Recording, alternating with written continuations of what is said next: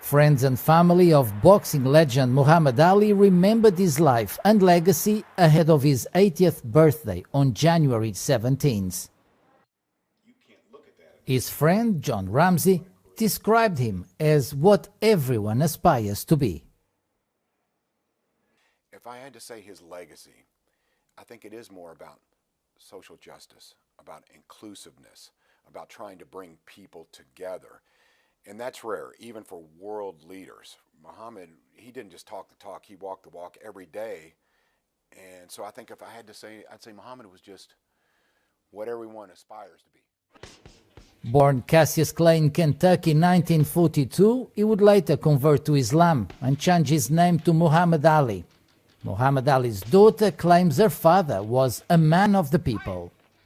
I think that what lives on more than anything else for the people who study him and love him and admire him and know him, really truly know who he was as a human being, is his heart, is the fact that he was a people's champion, the fact that he loved the people, you could walk up and touch him.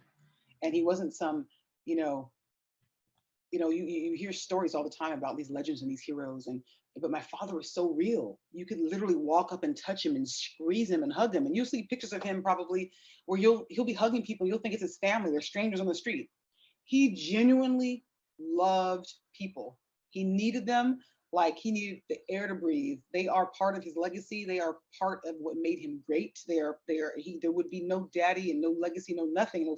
None of it would have been anything to him if he had not been able to interact with everyday people the way that he loved to do. Muhammad Ali died in 2016 and was buried in his hometown, Louisville, in Kentucky. Mali's transitional prime minister announced on Saturday that the country would lodge a formal complaint against the economic sanctions imposed by ECOWAS and the West African Economic and Monetary Union. The announcement was made by transitional prime minister Choguel Maiga during an interview broadcast by the state television channel. During the interview, Choguel Maiga accused former colonial power France of being behind the sanctions in an effort to destabilize the country. Despite the accusation, the transitional prime minister said that negotiations with ECOWAS were ongoing. Last Friday, thousands of people gathered in the main square in the capital, Bamako, to protest against the sanctions. Referring to the alleged presence of Russian mercenaries in the country, the Prime Minister dismissed what he described as rumors. After months of growing diplomatic tensions, ECOWAS leaders agreed last Sunday to shut borders with Mali and impose a trade embargo.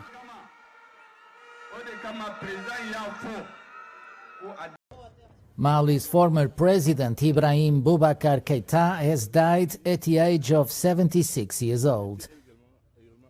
The former president, who led Mali between 2013 and 2020, died at his home in Bamako, according to an announcement made by his family, who did not specify the cause of death.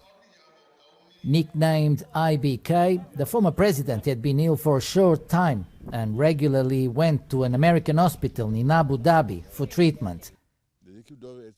Ibrahim Boubacar Keïta experienced a meteoric rise under Alpha Oumar Konaré, the first president of the democratic era in Mali. He was then prime minister from 1994 to 2000. An unsuccessful candidate in the 2002 presidential election, he got his revenge by acceding to the Koulouba Palace, the seat of the Malian presidency in the capital Bamako, in 2013. He was then re-elected in 2018 against Soumaïla Cissé, then leader of the opposition, who died of COVID-19 in December 2020. Ibrahim Boubacar Keïta was then overthrown by a coup in August 2020. The president had to resign himself to hand over power, while the population demanded his departure. Nigeria has gained a place in the next round of the African Cup of Nations taking place in Cameroon. The Super Eagles beat Sudan 3-1 on Saturday and are now leading Group D. Nigeria's defender reaffirmed the determination to win the tournament. Today was a different challenge again. I think the first game everyone saw what we could play. The first half I felt that we were a little bit slow, but the second half we came out well. But it's still a good sign to see, even when we don't perform as good as the first game in some aspects, we still manage to score the goals, and I think we still deserve to win this game. So all in all, very happy, 6 points important, and through to the next round, but for sure we want to win the last game as well. Also in Group D, Egypt beat Guinea-Bissau 1-0 after having lost to Nigeria on the opening match in the group. Forward Mohamed Salah praised the team's efforts. I can't say why the win was delayed. We have been trying to win since the first match. I know that winning is difficult and that this one was delayed, but we have to give credit where credit is due to the players, the effort they have put in this match. There's nothing more I can add other than congratulating players for the win and sending congratulations to all our fans in Egypt.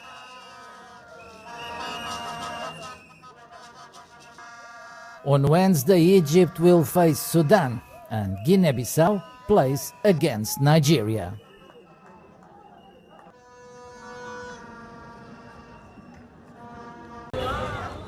Somalia's government spokesman Mohammed Ibrahim Boubacar was wounded on Sunday after an alleged suicide bomb attack in the capital, Mogadishu.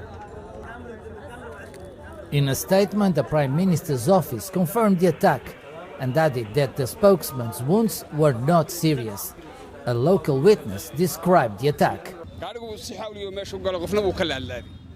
I saw the car speeding and turning left as a man caught the side of the car. I don't know if he was a suicide bomber. Within a minute, we heard a big explosion that threw me up, and then I fell to the ground abruptly. I don't know who was killed, but human flesh flew from the blast scene onto us. Sunday's attack came after Somali leaders agreed this month to wrap up parliamentary elections by February 25th, after repeated delays that have threatened the stability of the country. Somalia's President Mohamed Abdullahi Mohamed, also known as Farmaajo, has been at loggerheads with Prime Minister Mohamed Hussein Roble.